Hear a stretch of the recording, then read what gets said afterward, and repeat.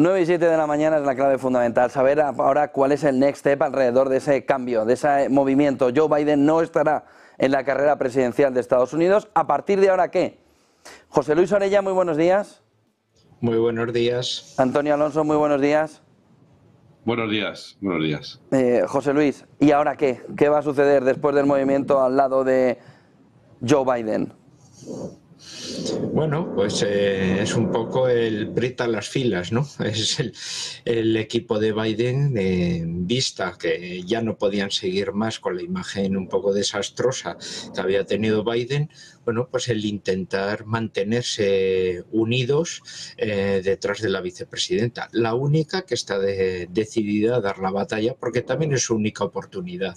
Tengamos en cuenta que el gobernador de California ahora no se va a presentar porque no lo conoce nadie, pero dentro de 4 años, si un Trump ha sido presidente y se retira, él tiene muy buenas posibilidades, después de 4 años de darse a conocer, de vencer al candidato republicano. Por tanto, Kamala Harris o se presenta ahora e intenta ser la gran candidata del Partido Demócrata, o desde luego dentro de 4 años lo tendría muy difícil para poder tener opciones, ¿no? Ahora sí que como heredera de Biden, con el apoyo de Biden, ha cogido el apoyo también de Soros, con lo que eso significa también de apoyo económico y de otras fundaciones que le pueden un poco arropar, mantiene también un poco todo ese equilibrio de familias del Partido Demócrata que habían estado respaldando a Biden, ahora lo tienen con un liderazgo, bueno, pues diferente, y también ahora intentarán refrescar, después de una imagen absolutamente desaparecida, como ha sido en toda la administración Biden, la de Kamala Harris, bueno,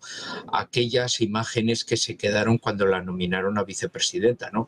Es mujer, pertenece a comunidades étnicas, tiene toda la Agenda 2030 en la cabeza, etcétera. Podemos decir que van a ir a por un discurso y un programa, bueno, pues muy agresivo, de un progresismo, se puede decir, bueno, pues muy para ser, bueno, pues el reflejo, el retrato claro, podemos decir, de esa agenda de globalización, bueno, pues que en muchos casos lo hemos visto claramente a través bueno, pues sencillamente de las páginas web de las embajadas estadounidenses en gran parte del mundo. Bueno, pues ahora va a estar muy marcado, muy subrayado como que es la mujer del futuro, la mujer que va a implantar, bueno, pues un poco toda esa agenda y va a borrar, bueno, pues todo el legado pues tradicional hasta el cual pues hemos estado viviendo en los últimos 2000 años, ¿no?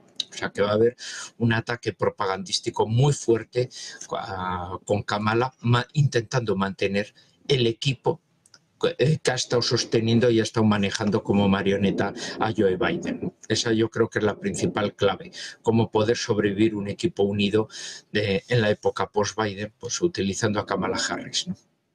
Antonio Alonso, ¿cómo ves la fotografía? Una primera valoración de lo que sucedió ayer y damos también el recibimiento a Eduardo Irastorza, que se une a este debate.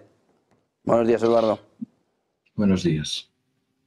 Bueno, pues, en fin, aparte de todo lo que ha dicho José Luis, yo quería remarcar una cosa, y es qué condiciones tiene Joe Biden para no presentarse a la reelección, pero sí para mantenerse hasta enero en el puesto más importante de la política de Estados Unidos y del mundo occidental, vaya, porque tenemos que recordar una cosa, y es que estamos en guerra contra Rusia. Entonces, en un momento tan delicado, en una guerra contra Rusia, resulta que este señor, por lo que sea, alguien le ha convencido de que no debe presentarse a la reelección, pero sí mantenerse en su puesto hasta enero, ¿no? Es decir, es una contradicción total, y por un par de cosas que quiero decir, ¿no?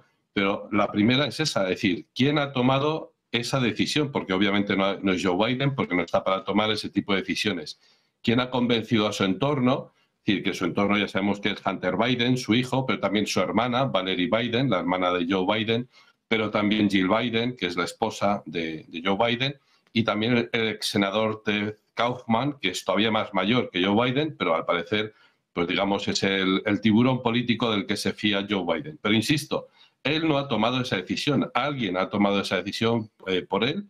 No sabemos cómo ha sido ese proceso, nos enteraremos quizás dentro de 20 años, porque ahora nos contarán lo que les dé la gana, pero obviamente él no ha tomado esa decisión y tampoco sabemos por qué al final se ha tomado esa decisión, ¿no?, de apartarse de la carrera electoral, pero mantenerse en el puesto presidencial. De tal manera que esto es un monarquismo, es decir, es todo lo contrario al espíritu fundacional de Estados Unidos, que es una república, que el puesto no es vitalicio. Bueno, pues ahora parece que sí, que están esperando el hecho biológico. No, hombre, no. Vamos a ver, el puesto de presidente lo puede ocupar cualquiera que tenga las capacidades, y si no tiene las capacidades, 25ª enmienda. Pero lo que no puede ser es mantenerse en el cargo porque sí, o porque, no sé, o porque yo estoy, digamos, yo tengo el poder, yo estoy investido de la autoridad. Mira, es más importante la República de Estados Unidos, es más importante el país que no el presidente. Por lo tanto, te tienes que echar a un lado si se dan las circunstancias para ello. Lógicamente, no estoy hablando de golpe de Estado, estoy hablando de que eso está contemplado por las propias enmiendas a la Constitución americana. Es decir, si no tienes las capacidades, te tienes que marchar. Eduardo Irastorza, una primera reflexión y luego entramos en debate con todos estos aspectos que está planteando también Antonio. Sí, pues la primera reflexión es que en los próximos días, meses, veremos qué es lo que ha negociado realmente el entorno de Biden con el aparato del Partido Demócrata para echarse a un lado, porque lógicamente no se va a ir sin más si tiene que perpetuarse hasta enero, ¿no? Si estoy malo ya para siempre. Con lo cual yo creo es de esperar pues que haya una cierta negociación, una retirada, como se suele decir, ordenada, en el sentido de que haya una actitud más laxa respecto a los errores de su hijo y bueno, pues la verdad es que creo que la negociación yo creo que habrá trascendido a lo que es simplemente la figura de Joe Biden. Por otro lado, el hecho de que ayer instara a Obama a esa dimisión cuanto antes, pues bueno, ya le dio la puntilla final. Y por otro lado, despejó las dudas respecto a que su mujer Michelle Obama no iba a competir por la sucesión en esta ocasión. Y digo en esta ocasión.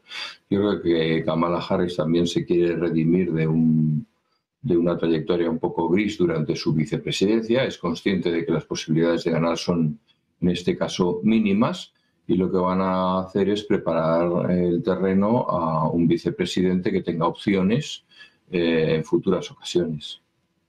No sé si tenemos ya con nosotros también a Miguel Ángel Temprano. Miguel Ángel, muy buenos días. ¿Qué tal? Muy buenos días.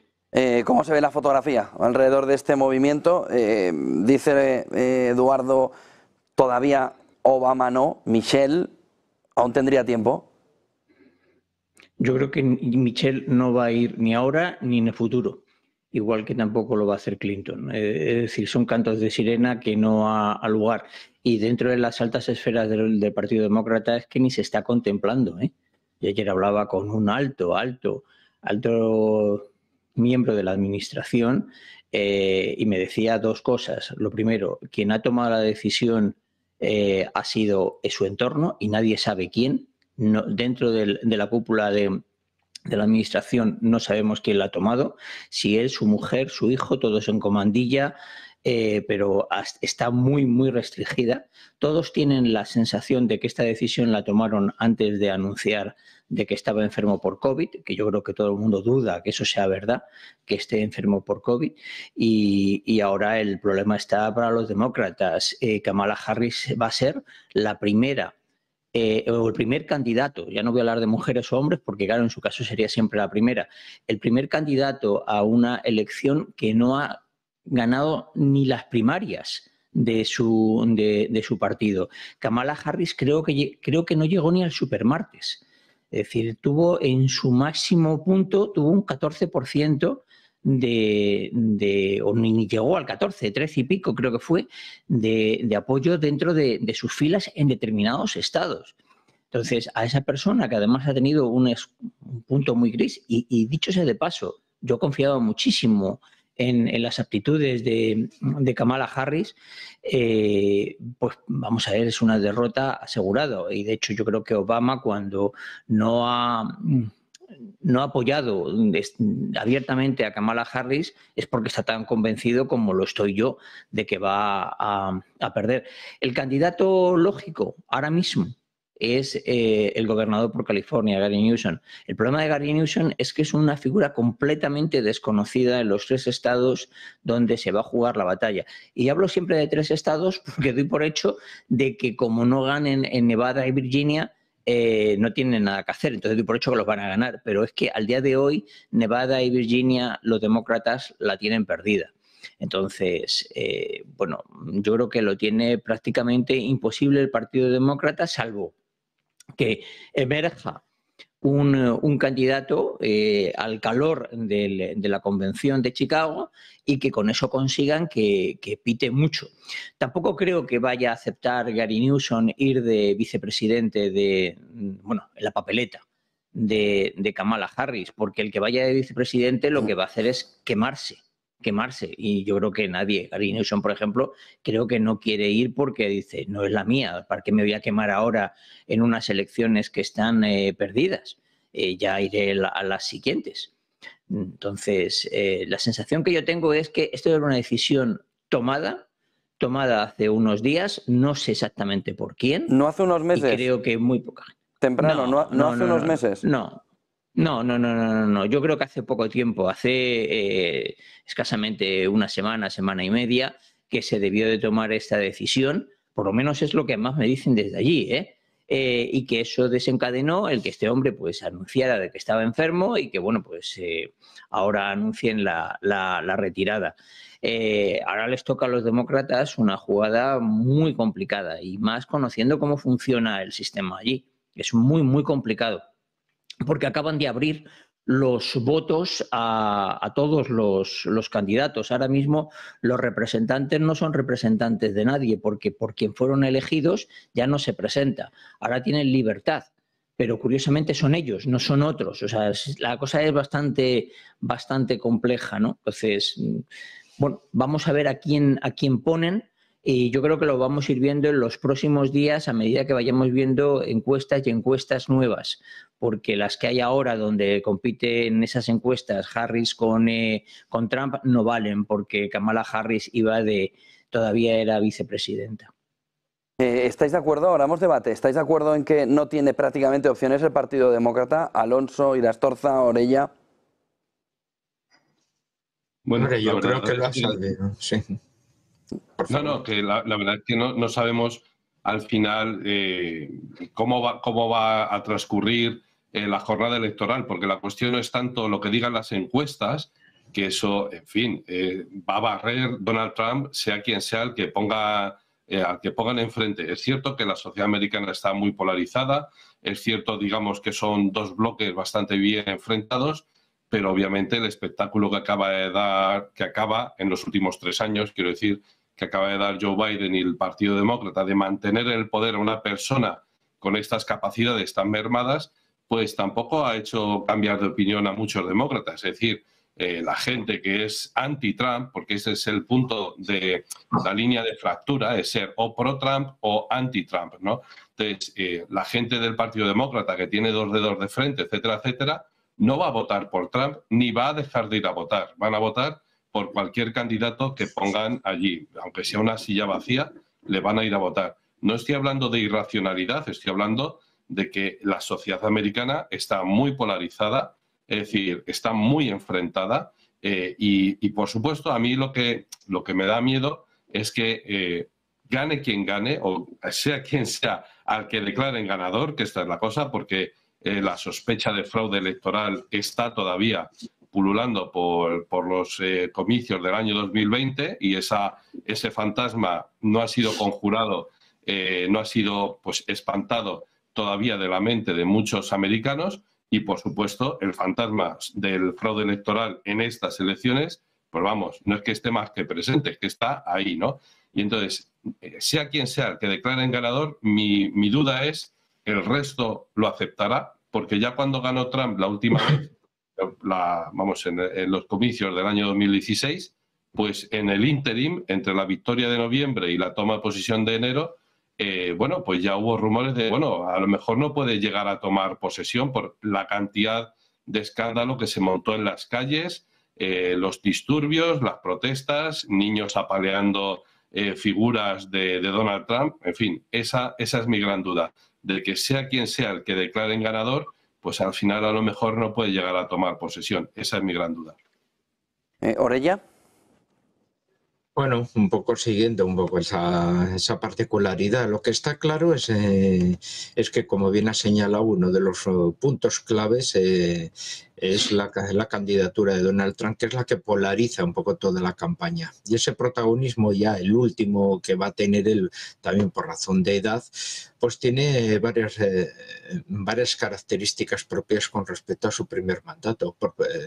Ahora controla el Partido Republicano. Sí que todos están detrás de él, no hay diferencias, ha dejado de ser un outsider y encima con el acontecimiento del atentado se ha transformado casi ya en un candidato mesiánico, más aún que lo que le había hecho la propaganda. Ahora ya se puede decir que casi hasta los contextos ahí se han abarcado y le han dado ya un toque casi semidivino a la candidatura de Trump. O sea, el que Trump pudieran darle los resultados electorales que hubiese perdido, habría muchísima gente de los sectores más duros del republicanismo que se los tomaría como casi una imposibilidad por todo el proceso en cómo van viviendo, ¿no? Ahí, o sea, sí que cada candidato está hablando exclusivamente para su público. Habrá que ver cuál es el tema de movilización, cómo se va a movilizar el electorado demócrata. Lo que está claro es que el electorado republicano va a tener una alta fidelidad y se va a mover casi como un ejército con las filas prietas a favor de un candidato que va con un toque mesiánico formidable. Y ese es el problema que puede plantearse en el caso de que gane, con qué ínfulas van a tomar la administración, en el caso de que fuesen derrotados, que puede suceder en las calles, porque va a haber gente que que se va a montar pues muchísima violencia, porque se radicaliza muchísimo. El atentado no deja de ser también una consecuencia un poco de esa radicalización, de esa estigmatización que se está haciendo sobre los candidatos, no como buenos gestores, sino casi como personas a los cuales se les ha eliminado todo el carácter de humano que pudieran tener. Me da lo mismo que sea Trump o el propio Biden, ¿no? Ambos candidatos han sido, podemos decir, dianas de unos ataques muy agresivos por ambos bloques, ¿no? ¿Irastorza? Sí. Bueno, en primer lugar, yo siempre que habla Miguel Ángel, lo escucho con mucha atención, porque tiene fuentes de primera mano en el Partido Demócrata, siempre, ¿no? Y la verdad es que suele acertar, con lo cual pues voy a replantearme un poco lo que he dicho, ¿no? De todas maneras, creo que el gobernador de California tiene que crear su propia familia durante este tiempo para las próximas elecciones, porque si no, pues hay otras, entre comillas, familias, entendamos, ¿no? Que pueden competir por ser el candidato de la próxima ocasión. Lo que es claro es que si hubiera que ponerle un titular sería el Partido Demócrata busca candidato para perder, porque yo creo que esto es casi incuestionable, ¿no? Es muy difícil que se le escape de las manos a Trump. Pueden pasar cosas, pueden pasar muchas cosas todavía, quedan meses, pero lo tiene realmente complicado. Yo creo que la debilidad de Kamala Harris ya se ha señalado, es una candidata, porque bueno, hemos visto también presidentes en otros países que no han ganado nunca unas elecciones y ahí están, ¿no? No tenemos que ir muy lejos, con lo cual pues yo creo que esa candidata va a ser la que salga adelante. Yo creo que el puesto del gobernador es la de estar en segunda fila, darse a conocer y esperar a que, bueno, como se acaba de señalar también, esta es la última ocasión de Trump, ¿no? Sería muy poco creíble que con más de 84, 85 años se volviese a presentar, ¿no? Su lucidez pues tendría los mismos problemas que Joe Biden, ¿no? Hay pocos casos en la historia de longevidades fértiles en política, ¿no? Hasta esa edad.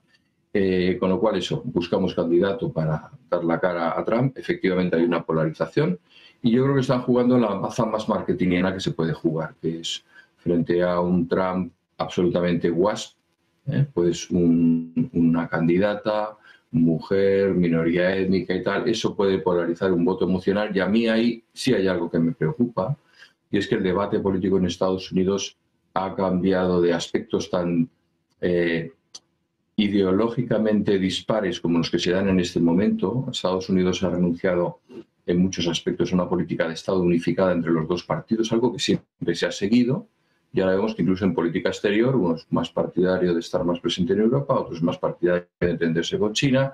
Es decir, esta disociación pues realmente se da y no entra en el debate, realmente no entra en el debate. El debate casi es un debate, entre comillas, moral respecto a cómo tiene que ser la sociedad y puramente emocional. Hay muy poco de racional en estas elecciones, o están tratando de que así sea todo, no lo sé, me da la impresión. Yo esa es la lectura que haría, ¿no? Le agradezco a mis compañeros y agradezco a esta televisión pues que presentemos opiniones dispares, que no nos interrumpamos entre nosotros y que la verdad que se puede hacer un diálogo abierto en televisión sin problemas, ¿no? Una cuestión clave, y gracias por eso. Bueno, quería hablar temprano, y os hago una última pregunta para entrar en debate. Temprano. No me he querido meter contigo, Miguel Ángel. No, si precisamente es una cosa que decías. Yo creo que el Partido Republicano no ha cambiado de opinión en todo lo que son temas de estatus. Yo creo que el Partido Republicano, la gran virtud, de hecho, sus iniciales es GOP, es decir, del gran partido del país, es Trump. Es Trump el que ha generado esta polarización y obviamente los políticos le siguen detrás, porque el político, antes de todo, a pesar de lo que cualquier político dice, que lo más importante son las políticas públicas y todo eso, para el político lo más importante siempre es él.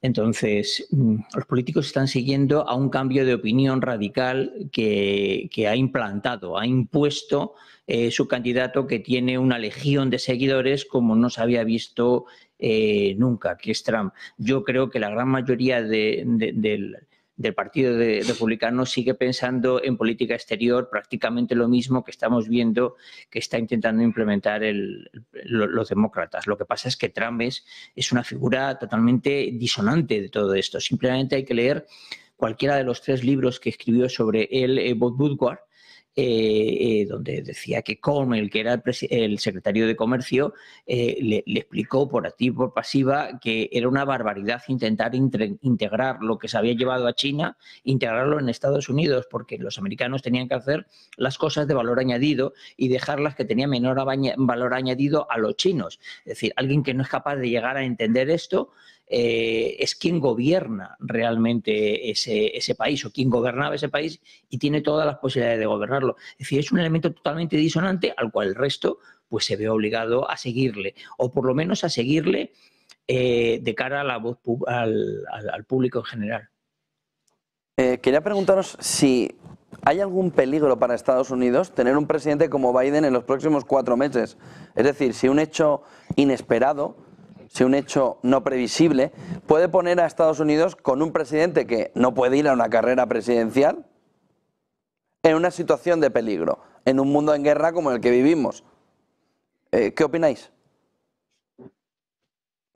Alonso, por ejemplo, o temprano. Vamos a ver, hemos tenido a Trump, que yo creo que era más peligroso, por no hablar de futuro, simplemente hablar de pasado, que era más peligroso que lo que puede ser Biden, porque Biden puede tener sus temas cognitivos más o menos mal o bien, pero no es un loco al frente de la pluma. Trump lo era, y insisto, simplemente por favor que alguien lea los libros de Bob Woodward para que vea esto. Y hablo de Bob Woodward porque creo que es probablemente el periodista más reputado que hay ahora mismo en el mundo occidental, un hombre con 3 Pulitzer, que ya es muy mayor y que no tiene por qué meterse en jardines de mentir en un libro. Entonces yo creo que si hemos sido capaces de vivir 4 años con Trump, somos capaces de vivir 6 meses con Biden.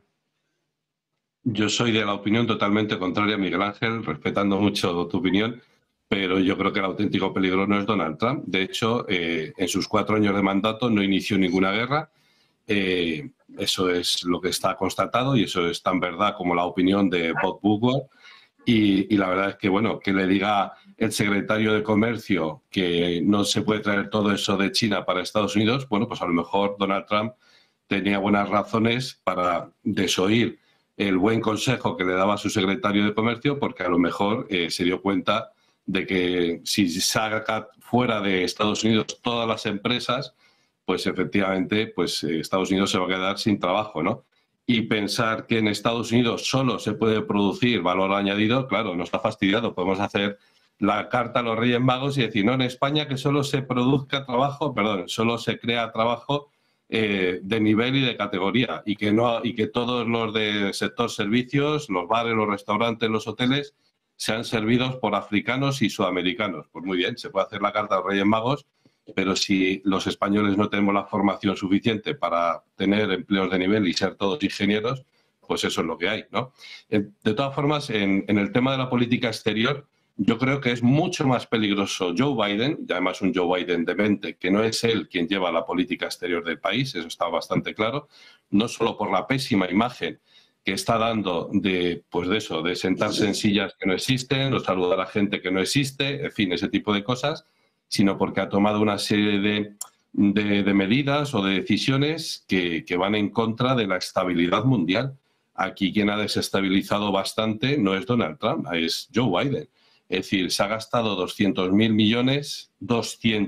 millones de dólares, más de lo que se gastó Estados Unidos en Afganistán en 20 años, que se dice pronto, y ya ha prometido otros 61.000 millones de dólares más. Entonces, esa decisión de meterse en una guerra contra Rusia, pues yo no la veo muy inteligente, sinceramente, salvo que nos hayan ocultado los planes ocultos de Vladimir Putin de querer invadir Lisboa o yo qué sé qué, ¿no? Entonces, hay algo que ahí a mí se me escapa. ¿Por qué desde el año 2003 Estados Unidos intenta meterse, y eso es de republicanos y demócratas? Ahí Miguel Ángel tiene razón, eso no es una cuestión es una cuestión de país, ¿no? Es una estrategia del país, no del Partido Demócrata o del Partido Republicano, ¿no? Entonces, desde el año 2003, Estados Unidos dijo, bueno, se ha caído la Unión Soviética, vamos a meternos en su patio trasero. Bueno, pues bien, pero si cada país tiene derecho a hacer lo que le dé la gana. Ahora, en relaciones internacionales, esto es una mesa de billar y si tú golpeas una bola, pues lógicamente esa bola va a reaccionar de alguna manera, ¿no? Y el oponente va a reaccionar de otra manera. Entonces, si desde el año 2003 Estados Unidos está intentando meterse en el espacio que antes antes pertenecía a la Unión Soviética o que antes estaba bajo el influjo del Pacto de Varsovia, pues lógicamente Rusia, en cuanto tiene un poquito de poder, va a reafirmarse. Eso está más que claro. Entonces, ¿qué es lo más inteligente? Hombre, Obama intentó pues jugar un poco con el diálogo también, no sé si os acordaréis de esas negociaciones del START y el reseteo de las relaciones entre Rusia y Estados Unidos. Muy bien, esa época estuvo muy bien.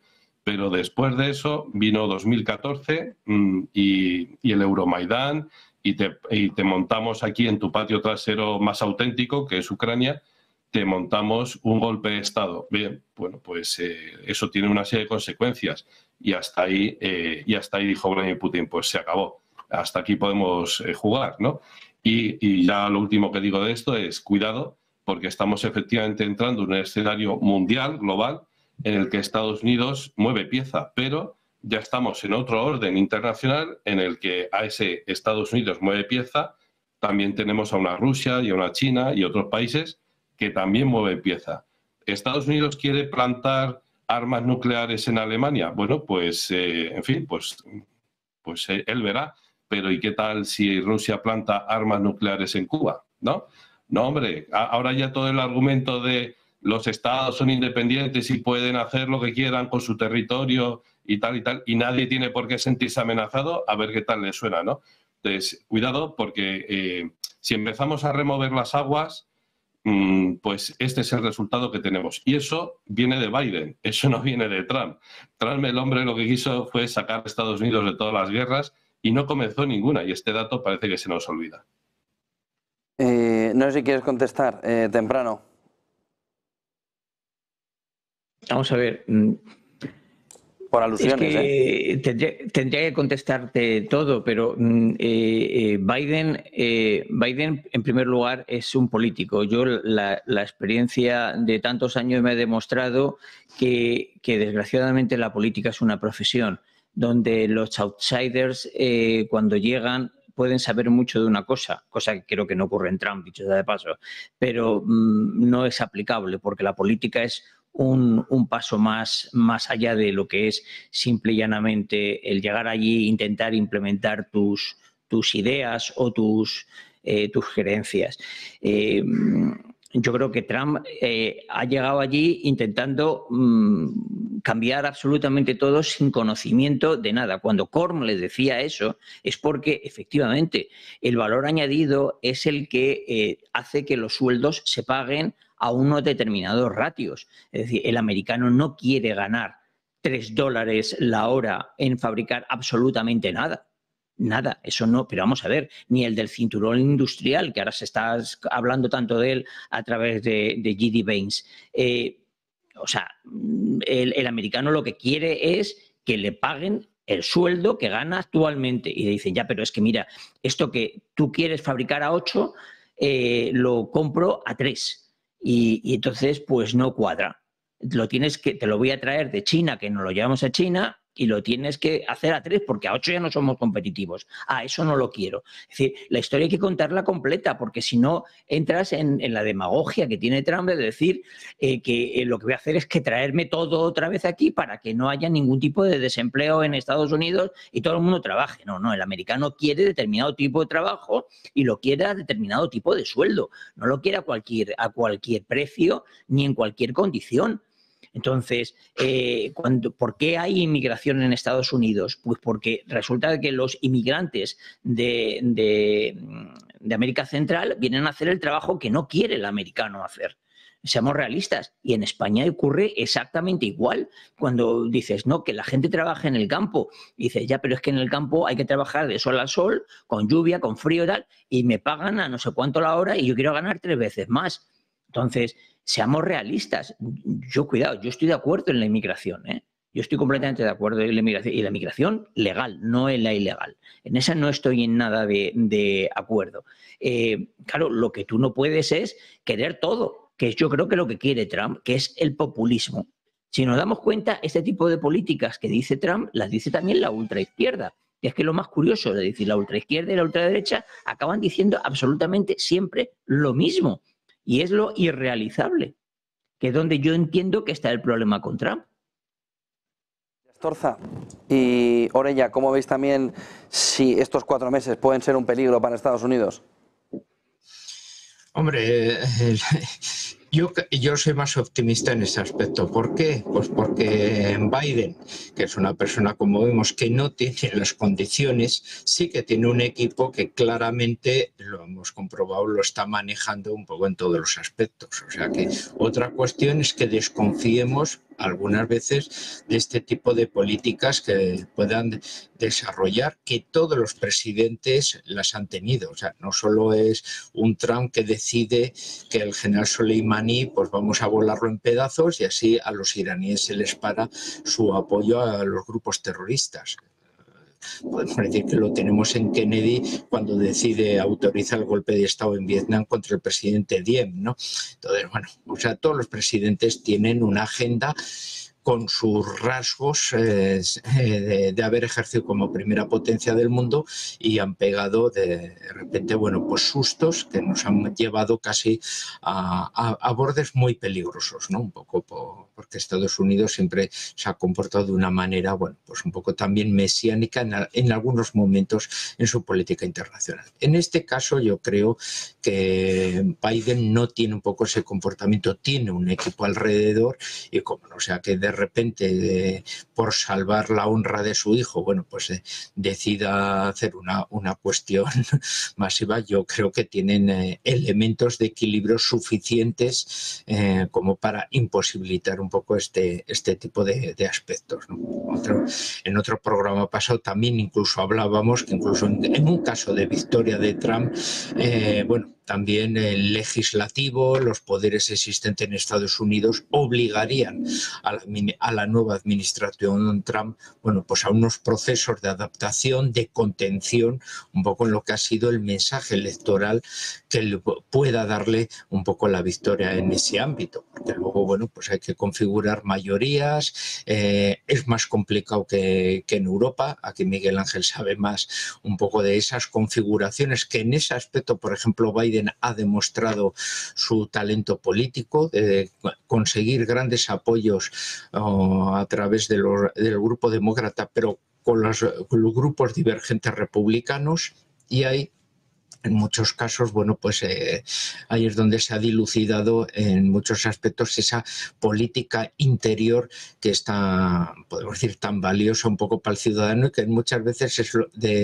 la que decide el voto un poco para el presidente. Así que en este caso podemos decir, yo pondría la cuestión de si tenemos que tener miedo al equipo que está manejando a Biden, y no sea que vean las posibilidades que antes de perder, bueno, pues iniciar, bueno, pues una crisis bélica entre Taiwán y China o algún otro aspecto, pero no precisamente en la persona de Biden. Gracias, Orella, que sabe que te tienes que marchar ya. Buen día. Por eso. Gracias por acompañarnos. Irastorza, ¿cómo lo ves? Eduardo, ¿cómo lo ves? Contestar. Yo creo que en este momento en Estados Unidos las decisiones no las está tomando Biden, pero no las está tomando Biden incluso por responsabilidad de su propio partido. Es decir, no es una persona con esa capacidad. Tiene un equipo, ese equipo es al que habría que trasladarle esta pregunta que tú nos haces. Realmente no creo que se vayan a alejar en lo que queda de partido de la línea que han seguido hasta ahora. Sí coincido con lo que ha señalado antes mi compañera de tertulia, que efectivamente hay un dato irrefutable, y es que Trump no ha metido a Estados Unidos en ningún conflicto gordo, ¿no? Eso por un lado.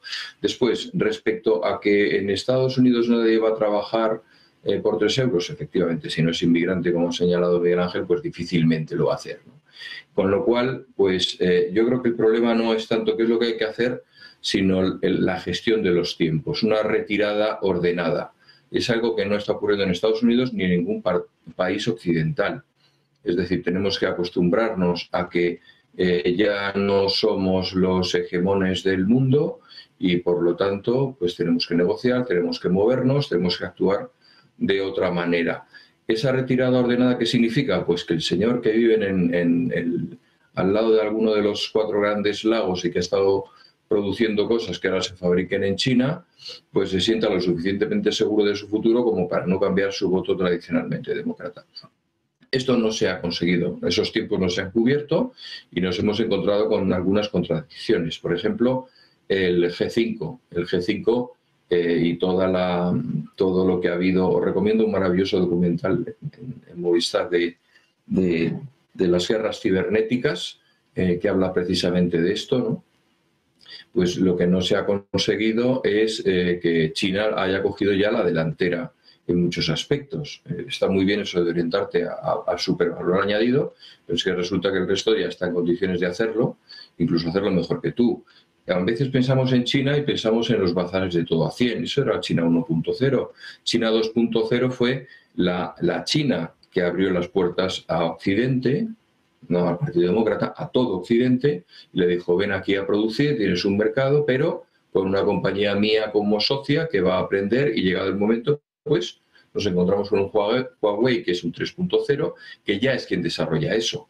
Yo creo que a Estados Unidos tuvo un golpe de suerte, entre comillas, lo de suerte, porque fue devastador con la COVID, porque en el mobile de Barcelona se iba a presentar Huawei con el G5, cuando Estados Unidos todavía no lo tenía, y eso supuso un retraso en una posición de ventaja que iba a tener.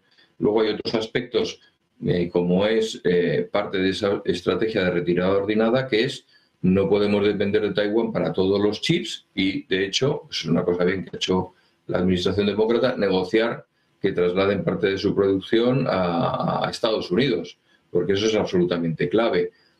China hoy controla toda la cadena de valor del litio y sin litio no hay baterías y por eso en Occidente estamos volviendo a mirar con buenos ojos a los lubricantes tradicionales, ¿no? Y a las fuentes de energía más tradicionales, porque realmente en eso también nos han cogido la delantera. No podemos mantener a China ni a cualquiera de los países emergentes poderosos que están surgiendo y que además tienen eso que antes señalaba Miguel Ángel, un capital humano mucho más joven que el nuestro, ¿no? Y que tenemos que competir, somos países viejos, ¿no? Pues esos países, pues lógicamente pueden ser buenos en cualquiera de esas actividades de valor que hasta día de hoy o bien estaban en Estados Unidos o estaban controlados por compañías norteamericanas u occidentales, no solo Estados Unidos, pensemos en Inglaterra, en Francia, etcétera, Alemania, que les han salido un category killer que les hace daño. Yo creo que eso es importante tenerlo en cuenta. O sea, sí estoy de acuerdo completamente en que, lógicamente, Estados Unidos, igual que Occidente, yo hace muchos años, hablaba con un asesor político muy importante de la administración de Felipe González y me decía, Eduardo, desengáñate, España va a ser un geriátrico y un bar para el resto de Europa, ¿no? Y decía otra cosa un poquito más fuerte, pero no la voy a repetir aquí, ¿no? Y yo decía, ¿pero cómo dices esto? Y esto fue hace 20 años, o sea, con Felipe González, ¿no? Más de 20 años. No podemos caer en eso, no podemos caer en una empresa de servicios multinacional, dirigida por gente mayor, y lógicamente pues tenemos que plantearnos eso que antes hablaba Miguel Ángel, de lo que yo llamo una acogida responsable. Acogida responsable, es decir, tenemos la obligación de renovar nuestra población con gente de esos países, pero tampoco podemos abrir la puerta alegremente, porque no sería responsable ni para los que vienen ni para nosotros. ¿De acuerdo? Eso también es fundamental. Con lo cual yo creo que lo que le ha fallado a Estados Unidos realmente son los tiempos. Porque la voluntad, pues efectivamente siempre se ha planteado, vamos a centrarnos en una oferta de valor en Europa, en Occidente, en Estados Unidos, pero lógicamente hay que hacer una retirada de nada, porque por el camino hay gente que se queda. Y como se suele decir, si somos una población mayor, hay un refrán anglosajón, seguro que Miguel se lo sabe perfectamente, que es: a perro viejo no se le pueden enseñar trucos nuevos. Y reconvertir a una persona, por ejemplo, de mi edad, que haya perdido su trabajo en General Motors, es muy, muy difícil cuando BYD o cualquier otra compañía china viene con una tecnología y gente joven que lo sabe hacer. Pues muchísimas gracias a los tres también. Irastorza, temprano. Alonso, buen día y buen negocio. Buen día. Un placer estar con vosotros. 8:50 de la mañana. Un abrazo a los tres. Clave sostenible del día de la